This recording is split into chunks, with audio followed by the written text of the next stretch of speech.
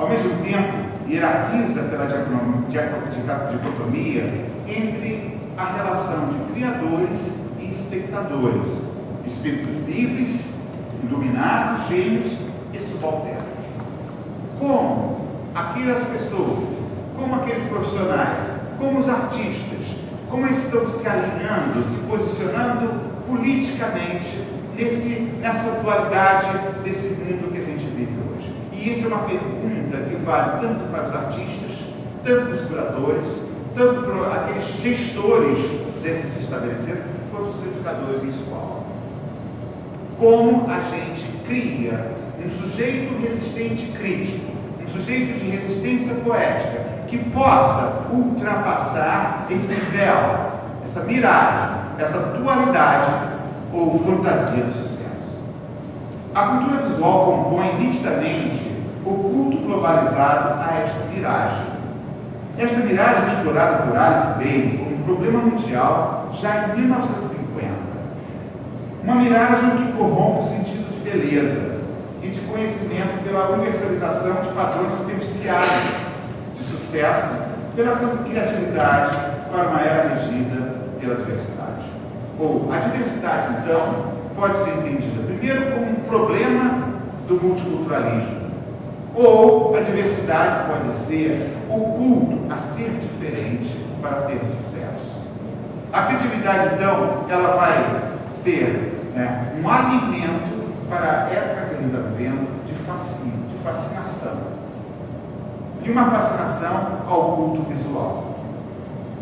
Lembre-se, Alice Bailey vai explorar isso em 1950. Então você tem todo o século XX de transformações, e essas transformações, o que vão gerar? Primeiro, a descrença na superfície. A arte das vanguardas vão rejeitar a questão da beleza. Deixam de ser belas artes, porque elas deixam, naquele seu elemento crítico, na sua dimensão crítica, elas não querem ser confundidas com o alimento de uma beleza superficial, burguesa. A miragem da qual Bailey aborda em 1950 pode ser revisada no atual estágio dos dilemas no mundo contemporâneo. A miragem pode ser reconhecida pelo confronto constante de dualidades e dicotomias diante do primado da globalização e da cultura visual, na sua circulação enquanto mercado e economia criativa. A miragem estaria ambiguamente sendo alimentada e criticada pela produção crítica da arte contemporânea, entre a abertura para todos das grandes mostras bienais e museus e o experimentalismo de se velar e revelar o sentido e significado conceitual e sensível do que se vê e não vê, como valor estético. E aí também para todos nós, para vários aqui, que trabalham, já trabalharam, tanto em centros culturais, em educativos de bienais, em educativos de vários setores e museus, onde são colocados de forma a serem serviço educativo dentro de um sistema e dessa forma subalternos e passivos para serem acolhedores de uma massa, para contemplarem passivamente e apreciarem aquilo que poucos podem criar.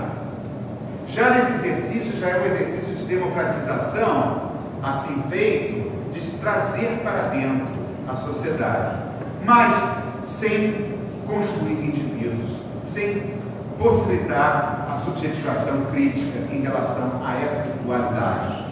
Então, como educadores, ou como críticos da arte, como produtores artísticos ou produtores culturais, como trabalhar a consciência dessa dualidade, como atravessar o que se vê e o que não se vê, como gerar não uma admiração passiva do que se vê, mas uma intuição do jogo que está sendo estabelecido e como pertencente a esse jogo para ultrapassar essa miragem.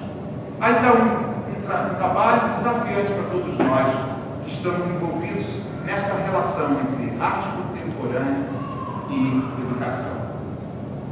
É nesta zona limite de paradoxo uma convergência crítica vem sendo crescentemente debatida como virada social ou educacional. Proposições coletivas e práticas artísticas e pedagógicas que lançam mão de uma ética dos diálogos. Então, vários profissionais hoje, seja com Paulo Freire na escola, como você, através do diálogo, você cria um sujeito de linguagem. Através do diálogo, você cria uma geografia dos diálogos.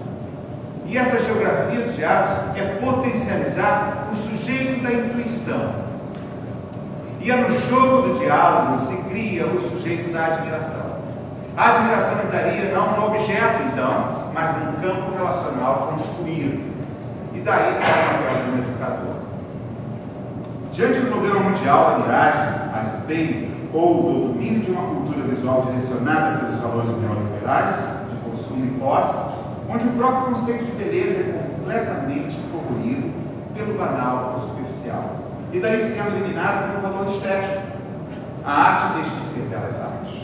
Somos colocados diante de uma busca por uma resistência poética, do que pode ser identificado com as práticas artístico-pedagógicas voltadas aos acontecimentos coletivos, as ocupações, as colaborações e territórios de solidariedade. O que também traz para si a sua própria vulnerabilidade enquanto desequilíbrio ético e assistencialista.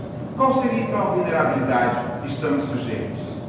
Na medida que a gente está trabalhando justamente nessa zona híbrida, tem por um lado um fator onde certas práticas artísticas são direcionadas a processos de agenciamentos.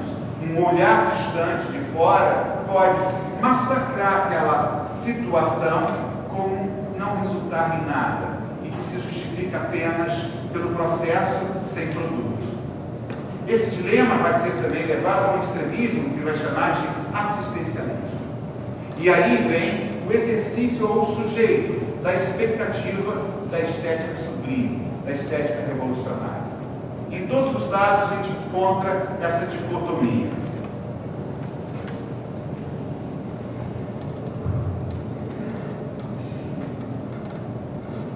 Desculpa essa avalanche.